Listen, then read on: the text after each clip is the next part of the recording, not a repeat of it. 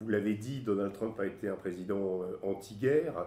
Là, on sent que, à la fois sur Taïwan, bon, c'est encore un peu lointain, mais on sent que sur la guerre en Ukraine, progressivement, on voit toutes les lignes rouges être franchies.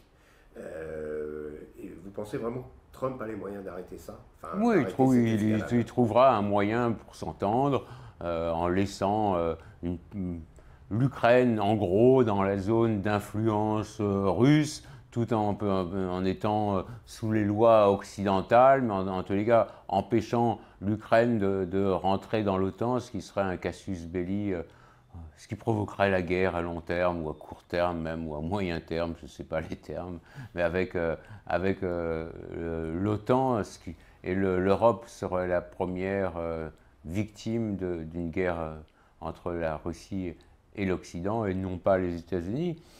Et je pense réellement que une partie du Parti démocrate cherche le conflit, et même si Robert Kennedy est On va en kind parler. of weird sous certains aspects, bon, il le dit lui-même que le Parti démocrate est un parti pro-guerre.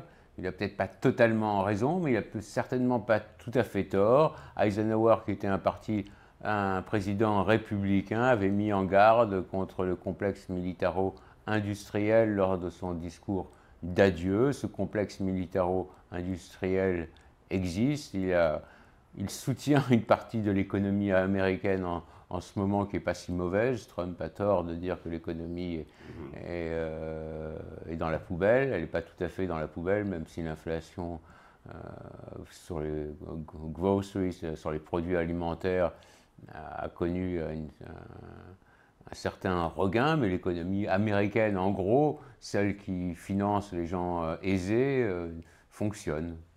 Alors, vous avez évoqué Robert Kennedy Jr., je voulais Weird Guy, vous avez dit, moi je l'ai rencontré à New York. Effectivement, il avait des côtés atypiques, on dira.